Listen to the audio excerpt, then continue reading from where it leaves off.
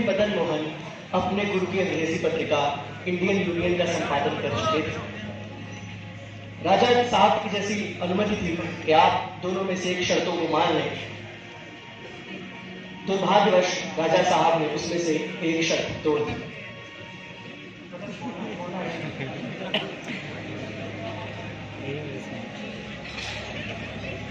छोड़ दिया तुम।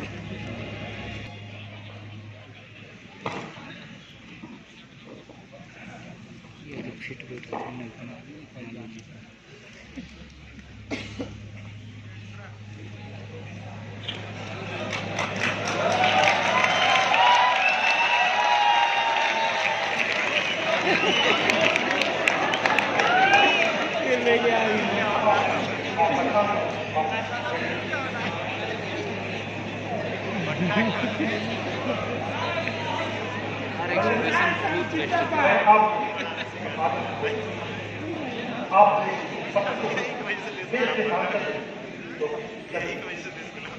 देखिए आज नहीं लंदन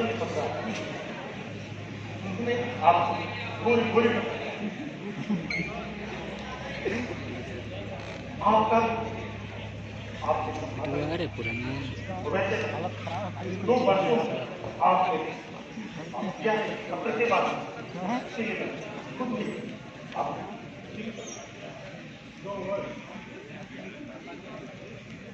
दो वर्ष सच में मैंने संपादन करने कोई खिलाई नहीं वरना कभी आपने मेरे कार्य में कोई कठिन नहीं हमें दोनों शर्तों का भी आपने बराबर ध्यान रखा है पर आज आपने दोनों शर्तों में से एक का खत्म कर दिया मैंने आपके पास जिस दिन आपने मेरी एक भी शर्त का उल्लंघन नहीं किया उस पर मेरा कोई समझ नहीं है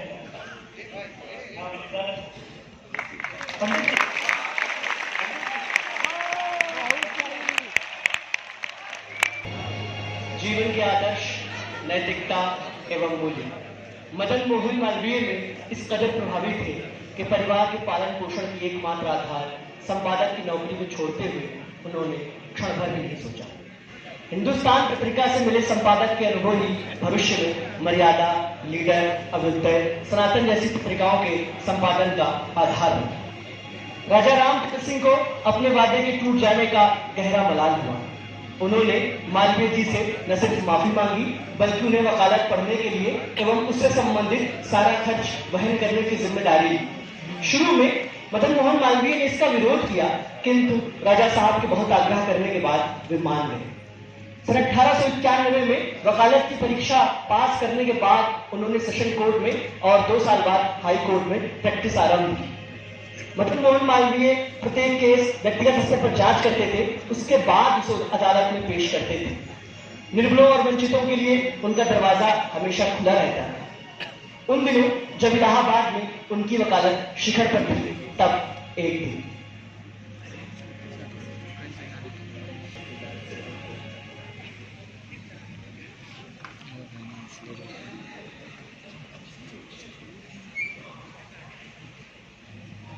आप कीजिएगा आप ही मदन मोहन मालवीय हैं जी हाँ नमस्कार आपका दिलचस्प धन्य हो गया कुछ देर से खोज रहा हूँ मगर क्यों देर सोच रहा हूँ मैं कल्पना नहीं कर सकता कि कोई वकील हो सकता है इसीलिए पूछ इसलिए पूछा का कारण जान सकता हूँ दरअसल बात यह है ले गांव में न्याय की बात करना महाराज क्या संगठन है आप स्वयं विचार कीजिए न्याय और सत्य के लिए अदालत में इकट्ठा हुए हो काला कपड़ा पहने कितना हंस है गर्मी में काला कोट पहनना कहाँ तक सही बहुत दप्पन तुम्हारा भाई यूरोप की ठंडे भी नहीं तो क्या अदालत में बहस के दौरान भी नहीं महोदय इन वस्त्रों में मैं ज्यादा बुरा दिखता हूँ क्या और एक ले लो। काला कपड़ा हमारी परंपरा में अशुभ माना जाता है अदालत एक पूज्य स्थल जहाँ पर परंपरा के साथ जाना ही नहीं समझता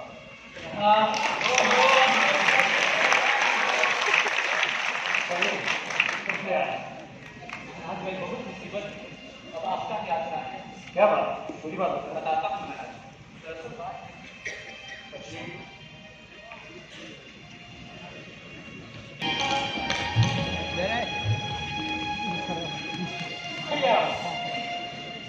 महाराज, मैंने समझने की कोशिश कीजिए। आप दोषी हैं तो आपने अपना दोष मुझसे क्यों छिपाया? क्योंकि मैं जानता हूँ यदि आप जानते कि मैं ही दोषी हूँ तो आप मेरा केस कभी नहीं ले सकते। आप दोषी हैं तो आपको दंड भुगतना ही होगा।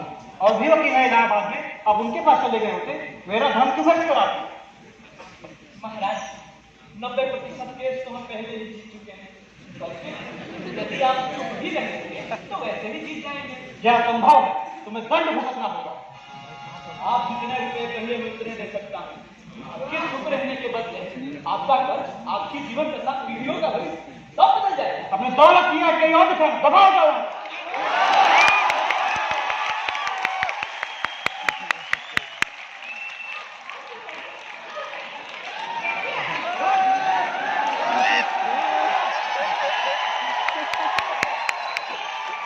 लग रहा है लोग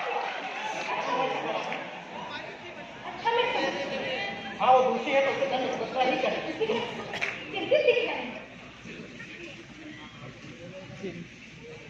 जो सक्षम है, किसी कुशल वकील की फीस भर सकता है, वो हमेशा विजयी रहता है। इस व्यवस्था में निर्बल के लिए न्याय नहीं। इसीलिए मैं आपके पास आया था कि वो मुकदमा नहीं हारेगा। मेरा मन इस वस्त्रालय की उच्चता है। मेरे भीतर से मेरा देश, मेरा समाज कहीं कम न हो जाए, इसका डर मुझे लगातार बना रहता है। शक्ति से न्याय पाने की यह प्रक्रिया तो अधर्म ही है। आप नाहक परेशान हो रहे हैं। न्याय और सत्य का पक्ष लेके आप देश और समाज का कल्याण भी तो कर रहे हैं। हिंदू हॉस्टल बनाना, नागरिक को अदालत में प्रवेश दिलाना, सब कुछ देश और समाज का कल्याण भी तो है। फिर भी अपनी आकांक्षा को विराम मत दीजिएगा, हर की चिंता मत कीजिए। हम देश और समाज के लिए जितना अर्पित हो सकेंगे हो जाए।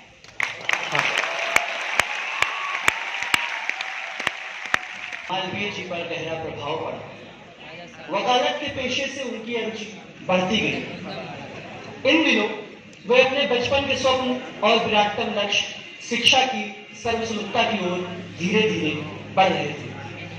उन दिनों आधुनिक ढंग के शिक्षण संस्थान या तो थे ही नहीं या ब्रितानी हुकूमत की साजिश का हिस्सा थे। इसी सिलसिले में उन्होंने सन 1898 में एनी बेसेंट की अगुवाई में हो रहे सेंट्रल हिंदू कॉलेज की स्थापना में यथासंभव योगदान दिया। महामना जी विश्वविद्यालय के निर्माण की योजना को लेकर के उन दिनों काफी चिंतित रहने लगे थे। इसी संदर्भ में सन 1905 में काशी के टाउन हॉल में मदन मोहन मालवीय द्वारा पढ़ा गया विश्वविद्यालय का प्रस्ताव ऐतिहासिक रहा। इस सभा की अध्यक्षता बीएन महाजन ने की। साथ ही काशी नरेश, दरभंगा नरेश, एनी बेसेंट आदि ने अपनी सहमति प्रकट की। 31 दिसंबर 1905 का यह दिन और टाउन हॉल का यह स्थल इतिहास में अमर होने वाला है। पंडित मदन मोहन मालवीय जी हिंदू विश्वविद्यालय की प्रस्तावना पढ़ने जा रहे हैं।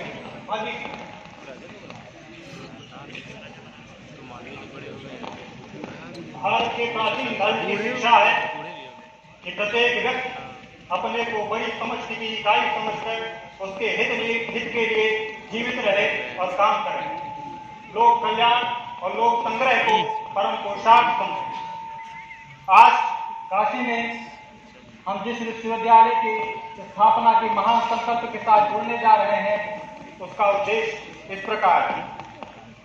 श्रुतियों तथा स्मृतियों द्वारा प्रतिपादित वर्णाश्रम धर्म के पोषक सनातन धर्म के सिद्धांतों का प्रचार करने के लिए धर्म शिक्षक तैयार करना, संस्कृत भाषा और साहित्य के अध्ययन की अभिवृद्धि करना, भारतीय भाषाओं तथा संस्कृत के द्वारा वैज्ञानिक तथा शिल्पकला संबंधी शिक्षा में योग देना। यह योजना सभी शासकों, संभ्रांतों, धर्माचार्यों, शिक्षाविदों एवं नेताओं के विचारार्थ इस अनुरोध के साथ प्रस्तुत है कि वे प्रवर्तकों को अपने विचारों से अवगत कराएं तथा इसमें संशोधन तथा सुधार हेतु सुझाव दें, ताकि यह विकासमान वैज्ञानिक ज्ञान की सहायता से लोगों की भौतिक समृद्धि की अभिवृद्धि में प्रभावी साधन साबित हो सके तथा वे अपने पवित्र ग्रंथों की शिक्षा के आधार पर अधिक पवित्र और सुखी जीवन व्यतीत कर सकें।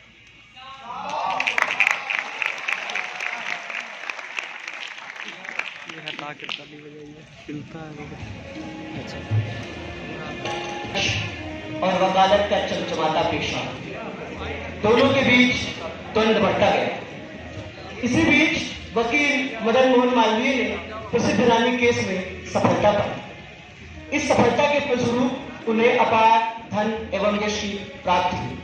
यह सफलता किसी भी आम व्यक्ति को उसके पेशे में रुचि पैदा करने के लिए पर्याप्त थी, किंतु मदन मोहन मालवीय आरंभ से ही कुछ विशेष था।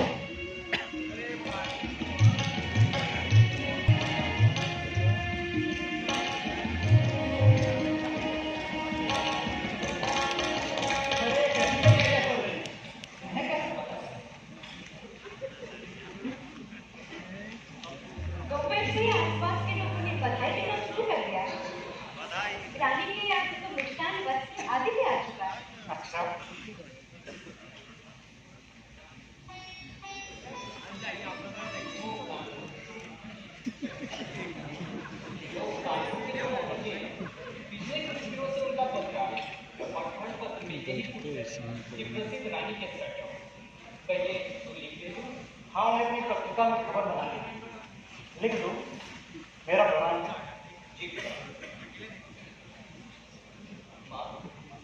जानती हूँ सबसे अच्छी बात क्या हुई?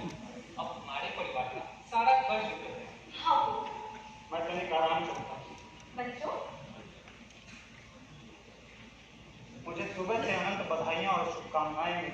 हाँ, रानी का तो कहना है कि आप प्रयाग के सबसे बड़े वकील हैं। अब मैं वकील नहीं रहा, क्या हुआ? मैं वकालत छोड़ रहा हूँ।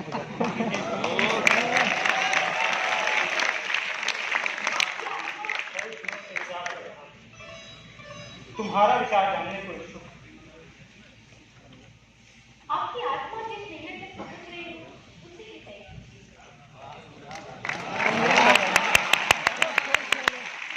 ऐसी कहाँ मिलेगी? तुम्हारा निर्णय आवश्यक है। घर गृहस्थी, भोजन भजन तो इस वकालत के पेशे से है। और इस पेशे में मैं ऐसा कुछ भी नहीं कर पा रहा जो मेरी आत्मा चाहती है। घर परिवार को लेकर आप कोई चिंता न करें। राधाकांत भी तो प्रैक्टिस करने लगे, सब कुछ व्यवस्थित हो जाएगा। ईश्वर की इच्छा मानकर आप निर्णय ले लीजिए। सदैव आपके इस निर्णय के साथ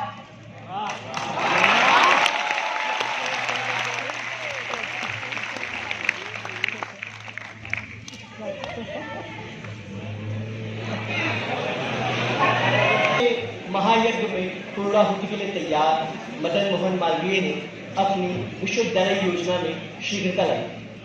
विश्वविद्यालय की स्थापना के लिए एक सोसाइटी का होना आवश्यक था, इसलिए सन 1911 में हिंदू यूनिवर्सिटी सोसाइटी की स्थापना की गई।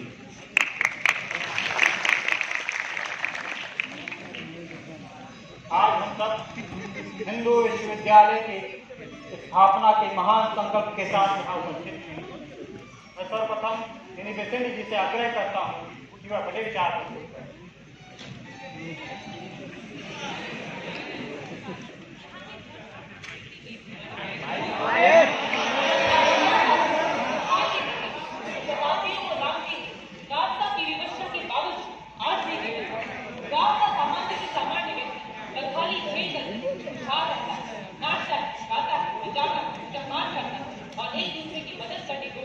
एलिवेशन भी लग रही है। दुनिया में किसी और समाज में ऐसे शख्स दिखाई नहीं देते।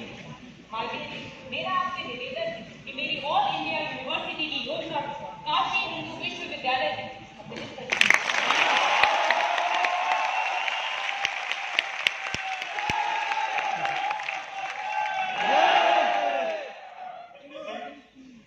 मैं समस्त भारतवासी की ओर से आपके इस योगदान को स्वीकार करता हूँ।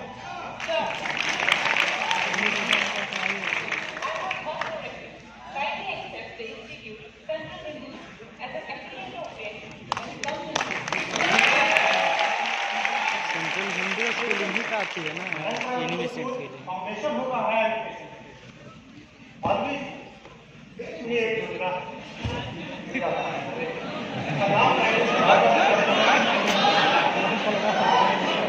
अब तो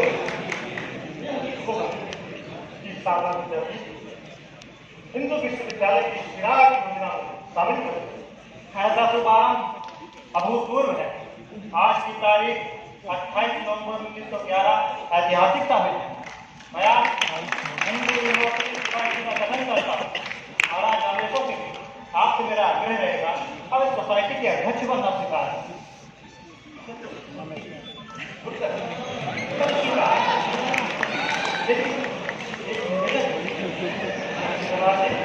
आप सोसाइटी आप मना नहीं कर सकते। अध्यक्ष